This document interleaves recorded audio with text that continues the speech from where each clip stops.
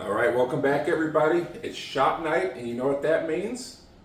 Joining me right now is the Wisconsin International 2023 FRC Super Late Model Rookie of the Year, your friend and mine, the big LG Lou Goss. Lou, how you doing, man? I'm great, Chris. How are you? I'm doing pretty good. Had a fun weekend. Lou, the car looks different. Again, it's always different. I'm working, Chris. I'm telling you, I'm staying observant, but I noticed the car looks different. So what'd you guys do?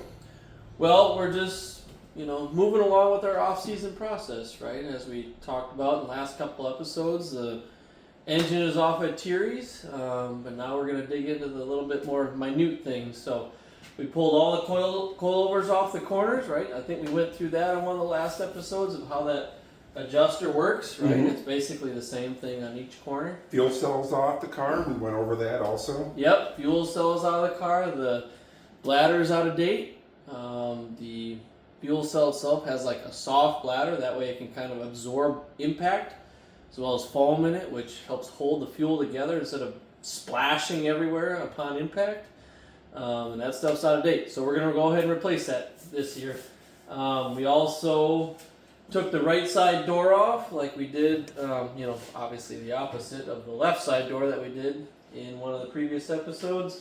We took the right side door off. That had some big burn marks in the side of it, got wrinkled up, so we'll replace that. And the seat belts are out of date, and so we took those out tonight too. Nice. And it was a heck of a night. It was great. Yeah, looks like you guys got a lot done, and it looks like everything's moving, very smoothly. So when it comes to some other things on the car, when do we start peeling all this stuff off and we start brainstorming some new ideas for what the car is going to look like, which you're going to like? But when do we start doing that? Because when you go up there, because this is a wrap, and peel everything off, how long does that usually take for someone that's never done it or never been around it? How long does that process usually take? Well, the way we have this set up actually is a fairly quick process. Now, basically all the white on the car is a wrap, is white vinyl right from Victory Sign. And the entire car is covered in the white vinyl. And then we just have individual stickers in certain areas of the car for our sponsors, and we just peel those off. And if we can clean up that section of white, we'll just go with it. If we gotta, if it's bad enough, we gotta cover it with white vinyl, we'll just go ahead and do that. So it's really not that big of a deal. Initially it was kind of a process to kind of get everything wrapped in that white, right? You get certain tough, radiuses and corners and angles, and it can be kind of difficult. There's some heating and stretching and even some trimming, some seaming that goes on, at least in our shop. It's not too bad from this point on to kind of revamp sponsors, which sponsors are still in the car, where they're going, are they bigger, are they smaller? And one of the things that I just want to make sure you talked about cleaning it. And we saw the cleaner that you had used. Do you ever use a degreaser to maybe get some of these stubborn marks off? Oh, yeah. Always something like Goof Off or Goo Gone is a good one to use on there. The little bit more stubborn ones, we can use a little brake cleaner. But if it's kind of burned into the material, I think like we were showing on that door, we might just have to repair it or cover it in the white vinyl. That usually covers it up pretty nicely. Now, one thing I'm going to let you guys know is that this episode is brought to you by our partners, CR Construction. Now, one of the things that we went over last time was inspection. Why is it important? Why do we have to do it? And why do I have to push the car all the way down there? We have an engine in the car. Can't we just drive it down there? Some of the tracks we have to push the car down, but why is inspection important? Like, can't I maybe just put some of my big water bottles in the car, or some of my weighted radio bags in the car, and we'll just be fine? Yeah. Well, most of it's just adhering to the rule book, right? And as much of a pain in the butt that it is, that's essentially the agreement we have when we go to run a race. We're going to match the rule book. So, templates, weights, heights, whatever, dates on belts and parts, right? It's all gotta meet the requirements. So that's the deal with getting through inspection. Yes, it can be a pain in the butt, but you want to race, got to go through it. Yeah, my thing is with the inspection, gosh, I don't know if I'm pushing too hard, not pushing at all, and oh my God, my hand's still on the car while they're weighing it, and why do I have to take a picture of the scale? Well, that's just kind of notes. Yeah, it's just more of your note building. We have digital scales here. There's digital scales at every track, but they all kind of vary just a touch, right? Just how they're the type of scale they are, how they're laid out, whether they're like in the ground or they're kind of up on a ramp, right? Can all kind of affect that reading, right? And that reading is the final say, not the scale at your shop, as far as like total weight, right? If that's the regulation you're trying to hit or you're trying to meet, right? The track didn't really care if you were 5 pounds to the good in your shop. If you're 2 pounds light at a track, too bad. So you go across for scales, right? Whether it's pre-tech or whatever, right? If you can catch that stuff in pre-tech, then you can kind of rectify it. So that it's kind of like the whole slinger deal that happened at the Nationals. Yeah, sure. Now, one of the things I noticed is we have this thing here. Mm-hmm. Can you tell me a little bit about what this is?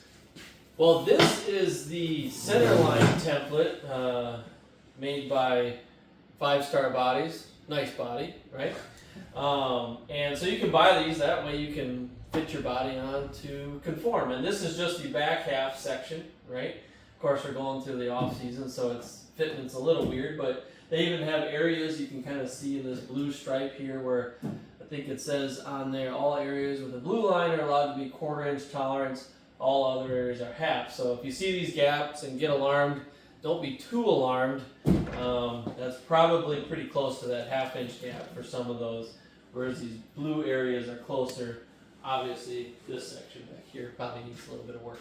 But yeah, here's a little example. There's about, 8 or 10 other pieces that can go on this car for templates. There's front fender ones, there's a nose one, there might even be a quarter panel one, but I think there's ones that go across the car, right? Mm-hmm. These go down the center line. They have ones that go across the car, right? I think there's one that comes along right through here. Oh, yeah, I don't know if I should move it in case I'm blocking it. Now, another thing that they do, I always hear them make a joke is, hey, just go fill up your water bottle a little bit. Sure. So does the water play anything in it? Does that water bottle play any role or anything in that with the weight? Yeah. So if I had maybe one of them huge water jugs in there, would that play any role in that when you guys come for post-race tech? Yeah, I think so. I've never really thought too much about it, but yeah, I think you're onto something there, Chris. We have to be at a minimum weight pre-race, but there's a fuel burn-off rule generally for all tracks, and you can probably use that burn-off rule to your advantage, right? If the burn-off rule is a 1/2 pound a lap, and you don't think you're going to burn off a 1/2 pound a lap, you can probably do something with that water. I don't know, have a water bottle, throw it out the window, whatever, do something like that. You can probably use that, or it evaporates, dump it on the floor. Yeah, so what you're telling me is we put a couple water bottles in there, throw those water bottles out, we got nothing to worry about. Not that we're going to do anything like that. Yeah. But, I'm just, making a joke here, not saying that we're going to cheat or anybody else is going to do that. No. But also, I want to get to something else here. I want to tell you a little bit about these t-shirts and sweatshirts. Look at these. I'm telling you, if you want to be the coolest person at your church get-together or function or That's right. school get-together, whether you're in high school, middle school, or elementary school, if you want to be the coolest person there, I'm going to tell you what, you pick up one of these Lou Goss sweatshirts and t-shirts. And Lou, I noticed that the sales from these go to a charity that's very near and dear to you. Would you be able to tell us a little bit about that? Yeah, of course, over the last year for sure, even a little bit longer than that, we've been working with the Alan Kowicki Memorial Scholarship Fund at UW-Milwaukee, which is my alma mater, and a portion of the sales goes to that scholarship fund, so you can help out students at that college that are into motorsports and are in their engineering program, mechanical engineering program, just like Alan Kowicki. And yeah, some of the funds go to that scholarship, and you can support students like myself from the past that was fortunate enough to earn that scholarship. Or if they're at the track, there's also something really cool that we have on the car. So if they're at the track, they can actually scan that QR code to make the donation also. Yeah, I think it's on the shirt, Chris. It's gonna call my bluff. Oh, the saying is okay. But you know what? That is something that we can maybe work for the next T-shirt. Have that QR code. And I will let you know, if you're a race car driver or a team and you want us to wear one of your sweatshirts, just shoot me an email at chrismarshall91@yahoo.com, and 3X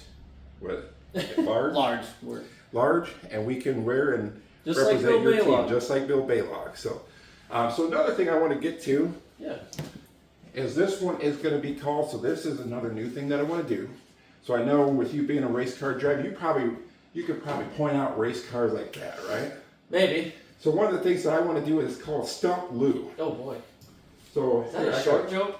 No, not at all. So I got a couple cars here, and actually I got 3 of them. Oh, I see that. So I have the number 91 Popeye's Pontiac, and I can give you some clues if you want. Sure. So this guy is a Snowball Derby winner. Okay. Racing the Truck Series. Also won races down at Rockford. I believe he won the short track championship. Races with us sometimes at some of the big events. Runs down at Grundy. Yep. Ran NASCAR, raced for Cale Yarborough. Oh, okay. Okay. So just when you're ready, Rich Bickle. Yes. How about that? All right. Now I got another one here. Now, this was a very short-lived stint for this guy. He drove the number 45 Nice truck. Yeah. Also a Snowball Derby winner. Oh, wow. Red, white, and blue winner also. ASA National Tour champion. And also a Truck Series champion. Oh, gosh. Ross Chastain. No.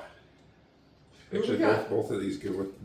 Both of these will go with that. Oh. So this was the number 60 Roush one. So this one. Oh. So the same driver? Same driver. Oh, okay. Same driver. Actually went out and ran ARCA also. Won a bunch of races in ARCA. Won some fuel mileage races in ARCA. Came back. And won the Truck Series championship. Ty Majeski. Yeah. How about that? And the coolest thing about this is I bought this when I was at lacrosse, and it's actually signed, and it throws a lot of people off when they look at it. They go, "Oh, Ty Majeski signed it." It's actually signed by Paulie Schaefer Jr. Oh, cool. So I thought that was super nice guy, and I thought that was really cool. My daughter had him sign that. So fun. So for next week, give you a little preview of next week. One of the things that I wanted to go over is your foray into the NASCAR Truck Series. Yeah. I think that will be something very interesting for them to, find out and how that came about, and just what your thoughts are of that, and if that would be something that you'd be willing to try again. Yeah. And how was that going into the Truck Series? Let's see. A word that describes it, but really doesn't, exemplify the magnitude of it is stressful. Okay. Kind of in the way that we did it, but yeah, we can get into the details. That'd be awesome, Chris. I'd love it. I know I've told the story before, gone to it in detail, but it's always good to recap it. I think a lot of people appreciate the efforts that we went through. Yeah, and there's not a lot of people that can say that they've done that. I know there's a few that can say that, but I mean, you went in there, got the deal done, went there, and you qualified, and just looking at it when I saw it on YouTube.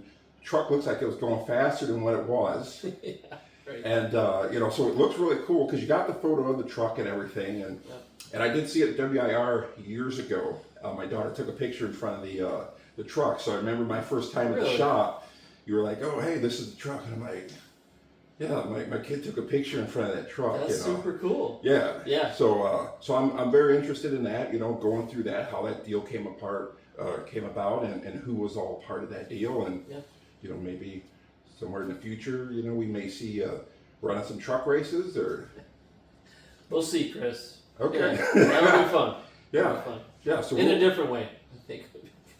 well, hey, I mean, a lot can happen, you know. Yeah.